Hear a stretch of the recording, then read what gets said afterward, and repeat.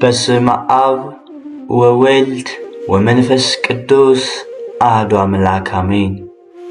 በክርስቶስ ክርስቲያን በወልድ ወልደ እግዚአብሔር በመንፈስ ቅዱስ መንፈሳውያን የተሰኛችሁ ያያሉ የልዑል እግዚአብሔር ቤተሰቦች የእናታችን የቅድስት ድንግል ማርያም የአስራት የበኩራት ልጆች እንኳን ለእናታችን ለድንግል ማርያም ልደት በዓል በሰላም በጤና ደረሳችሁ። ዝክር ሚዲያችንን ሰብስክራይብ፣ ላይክ እንዲሁም ሼር በማድረግ አገልግሎታችን እንድታበረታቱ ስንል እንዲሁም በየዕለቱ የምናቀርብላችሁን የቅዱሳኑን ገድላቸውን ድርሳናቸውን እንዲሁም ስንክሳር በመስማት በቃል ኪዳናቸው እንድንጎበኝ ስንል በትህትና ቃል መልእክታችንን እናስተላልፋለን። ከቅዱሳኑ ረድኤታቸውን በረከታቸውን ያውልብን ያሳድርብን፣ አሜን። ጭምለት ቅዱስ ኤፍሬም በውዳሴ ማርያም የመመኪያችን ዘውድ የንጽህናችን መሰረት ያላት ወላዲተ አምላክ ድንግል ማርያም የተወለደችበት ዕለት ነው። ነቢየ እግዚአብሔር ቅዱስ ኢሳይያስ ድንግል ትጸንሳለች ወንድ ልጅም ትወልዳለች ብሎ ትንቢት የተናገረላት ያቺ ድንግል በዚህች ዕለት ተወለደች። ይቺ ቀና ልበ አምላክ ክቡር ዳዊት እንደተናገረላት የወርቅ ልብስ ተጎናጽፋ ንግሥቲቱ በቀኝ ትቆማለች ብሎ የተናገረላት ንግሥት የተገኘችባት ዕለት ናት። ቅዱስ ዮሐንስም በራእዩ ፀሐይን የተጎናጸፈች ጨረቃን የተጫማች 12 የከዋክብት አክሊል በራሷ ላይ ያላት ብሎ የመሰከረላት የብርሃን እናቱ እመቤታችን ቅድስት ድንግል ማርያም የተወለደችባት ቀን ናት። የእርሷ ልደት እንደ እንግዳ ደራሽ እንደ ውሃ ፈሳሽ ድንገት የተከሰተም ሳይሆን አስቀድሞ በትንቢት በምሳሌና በራእይ የሰው ልጅ ድህነት በጉጉት ሲጠባበቁ ለነበሩ ቅዱሳን ሲገለጥ የነበረ ነው። መሰረታቲሃ ውስተ አድባረ ቅዱሳን፣ መሰረቶቿ በተቀደሱ ተራሮች ናቸው እንዳለ ቅዱስ ዳዊት እግዚአብሔር የዝማሬና የትንቢት ጸጋን ያበዛለት ክቡር ዳዊት ስለ እመቤታችን ቅድስት ድንግል ማርያም ስርወ ልደት አስቀድሞ በመንፈስ ቅዱስ መነጽርነት ተገልጦለት መሰረታቲሃ ውስተ አድባረ ቅዱሳን፣ መሰረቶቿ በተቀደሱ ተራሮች ናቸው በማለት ትንቢቱን ተናግሯል።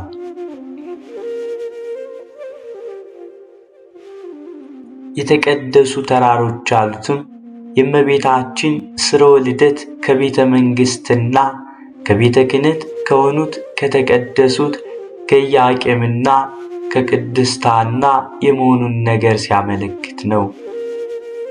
ይህንን ትንቢትና እውነተኛውን የእመቤታችንን የትውልድ ሐረግ አስማምታ ቤተ ክርስቲያን የእመቤታችን ማርያም ትውልዷ በአባቷ በኩል ከንጉሡ ከዳዊት ወገን ነው፣ በእናቷም በኩል ከሊቀ ካህኑ ከአሮን ወገን ነው፣ የአባቷ ስም ኢያቄም ነው፣ የእናቷም ስም ሐና ነው ብላ ቤተ ክርስቲያን ታስተምራለች።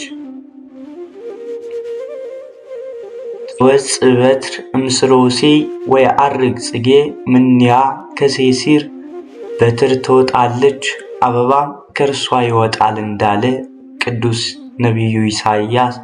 ቁጥሩ ከአበይት ነቢያት ወገን የሆነው ነቢዩ ኢሳይያስም ጥበብንና ዕውቀትን በሚገልጽ ስለሚመጣውም ነገር ትንቢትን በሚናገር በመንፈስ ቅዱስ ተመርቶ የእመቤታችን የቅድስት ድንግል ማርያም ልደት ከነገደ እሴይ እንደሚሆንና እርሷ ጽጌ አበባ የተባለ አካላዊ ቃል ክርስቶስን በሕቱም ድንግልና እንደምትወልድ ተገልጦለት ትወጽእ በትር እምስሮ እሴይ ወየዐርግ ጽጌ እምኔሃ ከሴሲር፣ በትር ትወጣለች አበባ ከእርሷ ይወጣል በማለት ታላቅ ትንቢትን ተናግሮም ነበር።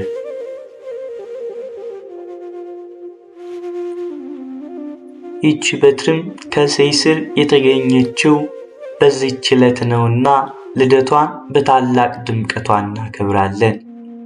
ይህንን መሰረት በማድረግ ሊቁ ቅዱስ ኤፍሬም መልካም ሐረግ ማርያም ሆይ ደስ ይበልሽ፣ ከእሴይ ስር የተገኘሽ መዓዛሽ ያማረ አበባሽ አንቺ ነሽ በማለት በውዳሴው አመስግኗታል።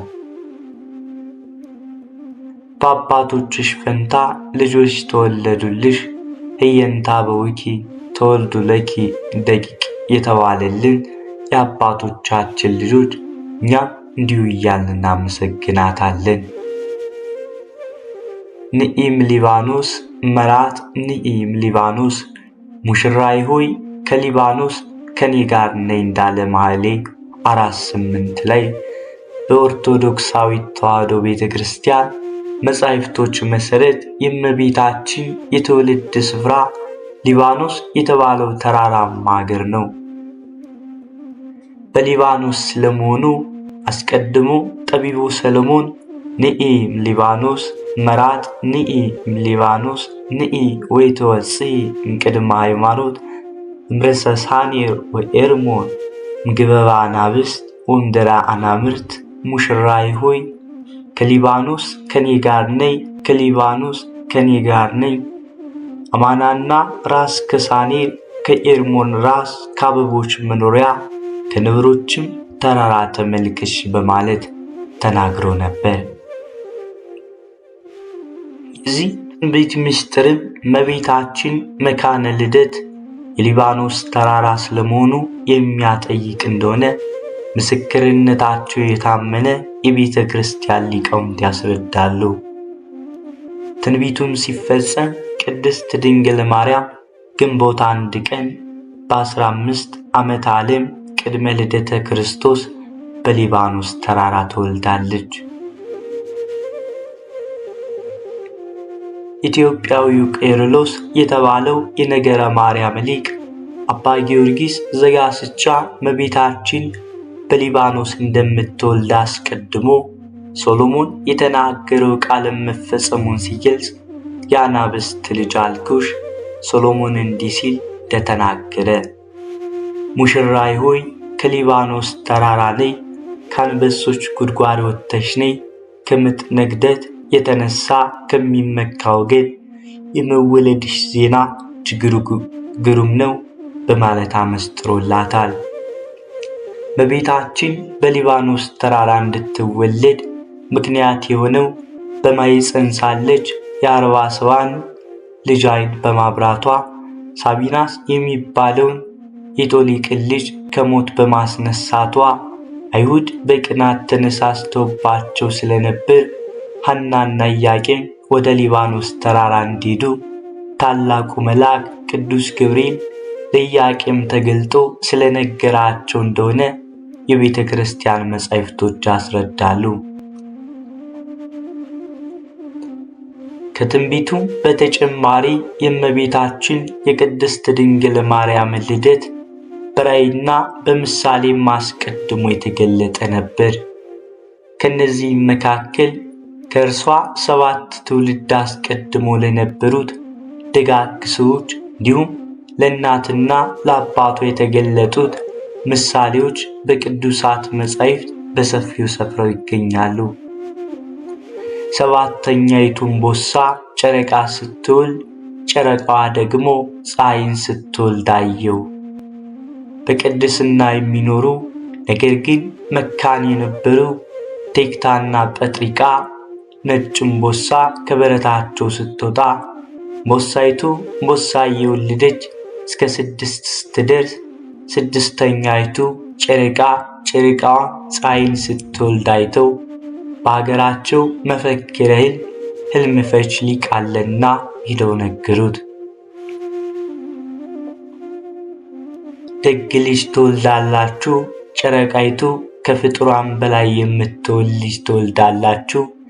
የፀሐይ ነገር ግን አልተገለጠልኝም፣ ለነቢይ ለንጉሥ ያለ ይሆናል አላቸው። እነርሱም ጊዜ ተርጉሙ ብለው ሄዱ። ከዚህም በኋላ ልጅ ወለዱ። ስሟንም ረከብኩ ስለትዬ ረከብኩ ተምኔትዬ የተሳልኩትን አገኘው የተመኘሁትን አገኘው ሲሉ ሄሜን አሏት።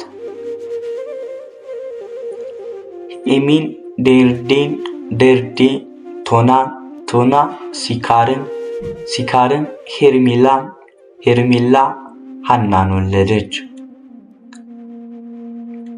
ሐና ለአካለ መጠን ስትደርስ ከቤተ ይሁዳ ለተወለደ ኢያቄም ለሚባል ደግ ሰው አጋቧት። ከኢያቄምና ከሐና በጨረቃ የተመሰለች እመቤታችን ቅድስት ድንግል ማርያም ተወለደች። ጻዕዳ ርግብ ሰባቱ ሰማያትን ሰንጥቃ መታ በማኅፀኔ ስታድር አየዋለች ቅድስት ሐና። ኢያቄምና ሐና መካነ ስለነበሩ እግዚአብሔር ልጅ ይሰጣቸው ዘንድ ጸልየው ሲሰጣቸው መልሰው ለእርሱ እንደሚሰጡ ስለትን ተስለው ነበር። ጸሎታቸው ሲደርስ ለሐና በሕልም ተገልጦለት ለቤቷ ለኢያቄም በሲያ አንኑ ርኢኩ በሕልሜ ርግብ ጻዕዳ መጻታቤ ወነበረት ዲበ ርእሴ ወዋት ውስተ እዝኔ ወኀደረስ ውስተ ከርሴ። ነጭ ርግብ መታ በራሴ ላይ ተቀምጣ ከራሴ ላይ ወርዳ በጆሮዬ ገብቶ በማኅፀኔ ስትተኛ አየሁ ብለዋለች። የዚህ የራእዩም ምስጢርም ርግብ የተባለች እመቤታችን ቅድስት ድንግል ማርያም ስትሆን ጻዕዳ ነጭ መሆኗ ንጽሕናዋ፣ ቅድስናዋ፣ ዘላለማዊ ድንግልናዋ ነው። ነጭ ርግብ መታ በራሴ ላይ ተቀምጣ ከራሴ ላይ ወርዳ በጆሮዬ ገብታ በማኅፀኔ ስትተኛ አየሁ በማለቷ ብስራተ ገብርኤልን በጆሮዋ ሰምታ በመንፈስ ቅዱስ ግብር አምላክን የምትጸንሰውን ንጽሕት ርግብ የተባለችውን እመቤታችን የምትወልድ መሆኗን ሲያጠይቅ ነው። ከሰባተኛው ሰማይ ነጭ ወፍ ወርዶ በራሴ ላይ ሲቀመጥ አየሁ ያለው ቅዱስ ኢያቄም በተመሳሳይ ኢያቄምም በሕልሙ ያየውን ለባለቤቱ ለሐና ዘይትራው ሰባቱ ሰማያት ኦፍ ጻዕዳ መጽሐቤ ወነበረ ዲበ ርእሴ። ሰባቱ ሰማያት እንደ መጋረጃ ተገልጠው ከላይኛው ሰማይ ነጭ ወፍ ወርዶ በራሴ ላይ ሲቀመጥ አየሁ ብሎ በሕልሙ የተገለጸለትን ነግሯታል። የዚህም ራእይ ምስጢር ኦፍ የተባለው አምላካዊ ቃል ኢየሱስ ክርስቶስ ሲሆን ነጭነቱ ነጻ ባሕርዩ ነው። ኢያቄም ከላይ ወርዶ በራሴ ላይ ሲቀመጥ አየሁ ማለቱ የኢያቄምን ባሕርይ የሚያደርግ የሚያጠይቅ ሲሆን ሰባቱ ሰማያት የተባሉ ጌታችን ልዩ ባሕርዩ ምልአቱ፣ ስፋቱ፣ ርቀቱ፣ ልዕልናው በዩና የመንግስቱ ምሳሌ ናቸው። የአዲስ ኪዳን ሊቃውንትም ትንቢተ ነቢያትንና ወንጌልን በማጣጣም የእመቤታችን የቅድስት ድንግል ማርያምን ልደት አመስጥረው አስተምረዋል፣ አመስግነዋል። ተቀይተውም የእርሷን ልደት እጅግ ብዙ ሊቃውንት በስፋትና በጥልቀት ያመሰጠሩ ሲሆን ለምሳሌ ያክል የሚከተሉት ይጠቀሳሉ። ማርያምስ ከጥንት ጀምሮ በአዳም ባሕርይ ውስጥ እንደ ነጭ ዕንቁ ታበራለች እንዳለ ቅዱስ ያሬድ። ኢትዮጵያዊ ሊቅ ቅዱስ ያሬድ ስለ እመቤታችን ልደት ማርያምስ ታቱ እምትካት ውስተ ከርሱ ለአዳም ከመ ባሕርይ ጻዕዳ። ማርያም ግን ከጥንት ጀምሮ በአዳም ባሕርይ ውስጥ እንደ ነጭ ዕንቁ ታበራለች በማለት እርሷ በደፈረሰው ዓለም በንጽሕና በቅድስና በድንግልና ስታበራ እንደነበርና ኋላ የዓለም ብርሃን የሆነውን ኢየሱስ ክርስቶስን መውለዷን አመስጥሮ ተናግሯል። በተጨማሪም ስለ ስርወ ልደቷ እንተ በምድር ስረዊሃ ወሰማይኒ አይጹቅያ ሐረገዊ፣ ስሮቿ በምድር ጫፎቿም በሰማይ ያሉ የወይን ሐረግ በማለት የተወለደችው በምድር ከነበሩት ኢያቄምና ሐና መሆኑን የወለደችው ግን ሰማያዊ ንጉሥ እንደሆነ በማስተማር በማመስጠር ዘምሯል። በዚህም ሰውና እግዚአብሔርን ያገናኘ ምስላል መሆኗን ገልጾ አስተምሯል።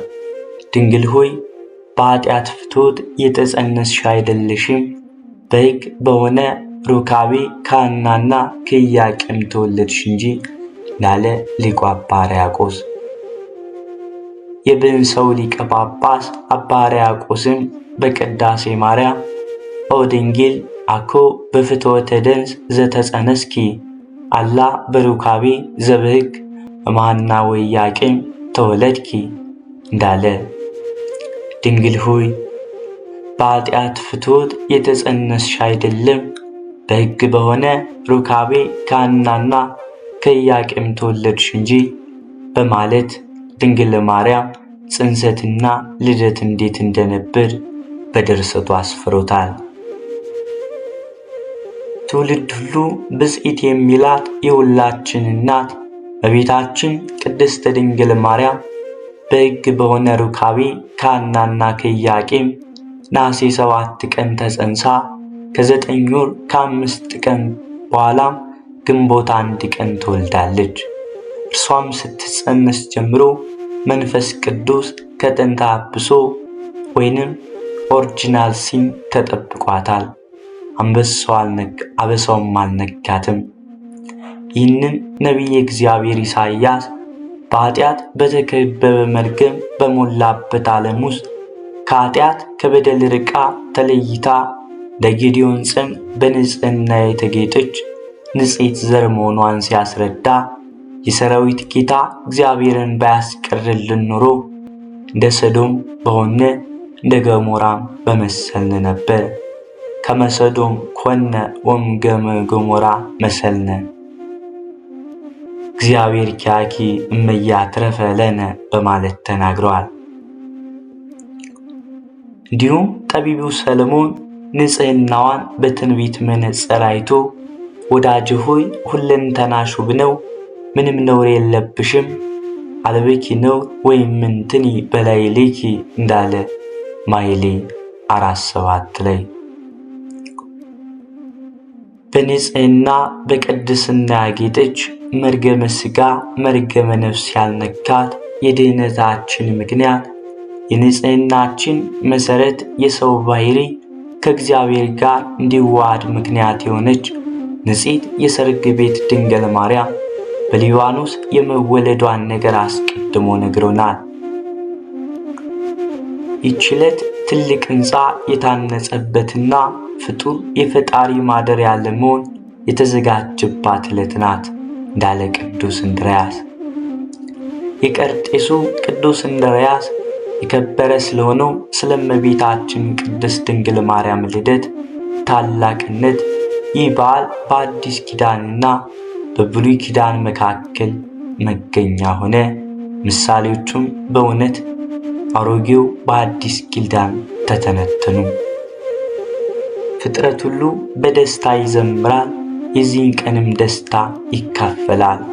ይህች ዕለት ጌታ መቅደሱን የሰራበት ዕለት፣ ይህች ዕለት ትልቅ ሕንፃ የታነጸበትና ፍጡር የፈጣሪው ማደሪያ ለመሆን የተዘጋጀበት ዕለት ነው በማለት በታላቅ ቃል ገልጾታል።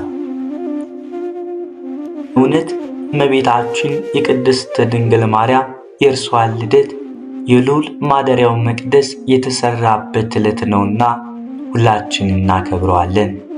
በዚህች ዕለትም ዮም ፍስሐ ኮነ በእንተ ልደታ ለማርያም፣ እነሆ ዛሬ በእመቤታችን ልደት ታላቅ ደስታ ሆነ እያልን እንዘምራለን።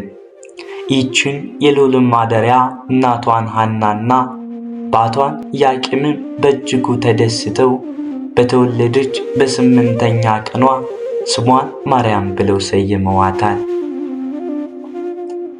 አባታችን አዳም በኃጢአት ከወደቀም በኋላ ንስሐ በገባም ጊዜ አምላካችን ጌታ እግዚአብሔር የድነት ቃል ኪዳን ገባለት። ቃል ኪዳኑ ከልጅ ልጅ ተወልጄ አድንሃለሁ የሚል ነበር።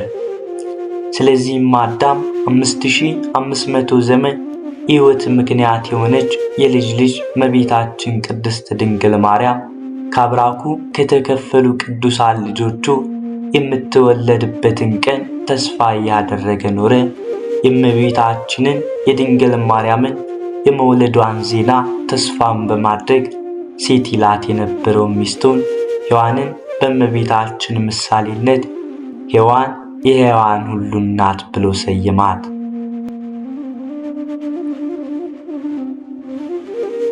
ዳግማዊ አዳም የተባለ ክርስቶስም የአዳምን ተስፋ በመስቀል ላይ በፈጸመም ጊዜ እውነተኛዋን ሔዋን ዳግሚት አማናዊት ሔዋንን በቤታችን ቅድስት ድንግል ማርያምን በዮሐንስ ወንጌላዊ በኩል ለሔዋን ምዕመናን ሁሉ እናት አድርጎ ሰጠ። ይህንን የከበረ ምስጢር የማይረዳ ክርስቲያን እንዴት ያሳዝናል!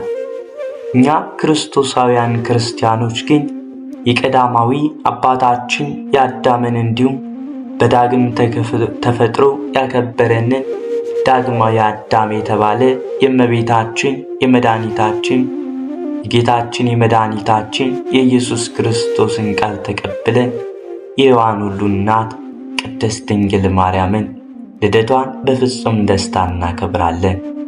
ከተወደደ ልጇ ምሕረትን ትለምንልን ዘንድ ወደ እርሷም እናንጋጥጣለን።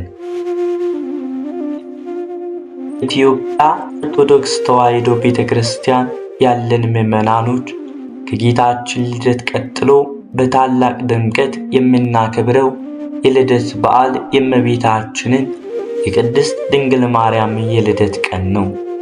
ስለ ቅዱስ ዮሐንስ በመወለዱ ብዙዎች ደስ ይላቸዋል እንደተባለ የድንግል ማርያም ልደት ምንኛ የሚያስደስት ይሆን! የነቢያቱ ትንቢት የተፈጸመበት፣ የታየው ራእይም በጋድ የተከናወነበት፣ የብሉይ ኪዳን ማብቂያ የአዲስ ኪዳን መጀመሪያ ናትና ልደቷ ለሰው ልጆች ሁሉ ለሔዋን ሁሉ ታላቅ የደስታ ቀን ነው።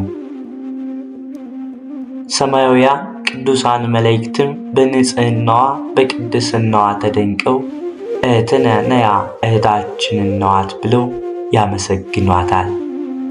በዘመናችን ያሉ የሰዎች ልደት በድምቀት የሚከበር ከሆነ ለሰው ልጅ መዳን ምክንያት የሆነች የእመቤታችን የቅድስት ድንግል ማርያም እናት የተወለደችበት ቀን ምንኛ ሊከበር ይገባው ይሆን? ቤተ ክርስቲያን የቅድስት ድንግል ማርያምን ልደት በታላቅ ድምቀት የምታከብረው ከዚህ ታላቅ በዓል በረከት ረድኤትን እንድናገኝበት ነው። የሕይወት ክርስቶስ እናት ዛሬ ተወልዳለችና በኦርቶዶክሳዊት ተዋሕዶ ቤተ ክርስቲያን ትውፊት መሠረት ሐናና ኢያቄም ከአይሁድ ለማምለጥ ተሰደው በአድባረ ሊባኖስ ስር እመቤታችንን ወለዱ። በወቅቱ ከቤት የወጡት ለሽሽት ነበርና ስንቅ ስላልያዙ ምግባቸው ንፍሮና ጥራጥሬ ነበር። ይህንን ትውፊት በመያዝ በዓሉ ከቤት ውጭ ንፍሮ እየተበላ ይከበራል።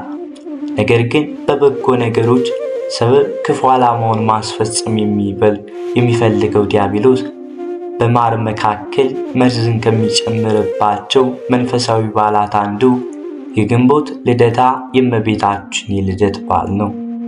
በዚህም ዕለት አንዳንዶች ባለማወቅ፣ ሌሎች ደግሞ በድፍረት ለአድባር አውጋር ነው ቆሌውን ለመለመን ነው እያሉ ለማያውቁት አምልኮ ንፍሮ የሚበትኑ፣ ቡና የሚረጩ፣ ቅቤ የሚቀቡ፣ የከብት ደም የሚያፈሱ አሉ። እውነታው እነዚህም በእርግጥ ጣዖት አምላኪዎች ናቸው። እኛ ኦርቶዶክሳውያን ክርስቲያኖች ግን እነዚህን የሃይማኖት ለዋጮች ስራቸውን እንጸየፋለን፣ እናወግዛለን። ስለሆነም ከእንዲህ አይነቱ ባዕድ አምልኮ በመለየት ይህንን ታላቅ በዓል በተገባና በተረዳ ልናከብረው ይገባል። ቤተ ክርስቲያናችን በሰራችልን ሥርዓት መሠረት በቀናች በተዋሕዶ እምነት ሆነን በምሕረቱ የጎበኘን አምላካችን ብቻ እያመለክን የድኅነታችን ምክንያት የሆነችውን ማምላክ ወላዲተ አምላክ ድንግል ማርያምን ያመሰግን ልናከብረው ይገባል። አምላካችን እግዚአብሔር ከእመቤታችን ከቅድስት ድንግል ማርያም ልደት ረድኤቷን በረከቷን ይክፈለን። አሜን። ሁላችንም እመቤታችን ቅድስት ድንግል ማርያም ጎደሎአችን ትሙላልን። ያልባችን ሐሳብ መሻት ትፈጽምልን። የኃጢአታችንም ስርየት ወደ ልዑል እግዚአብሔር ትማልድልን። አሜን። ወስብሐት ለእግዚአብሔር ወለወላዲቱ ድንግል ወለመስቀሉ ክቡር። በዚህ ይቆየን።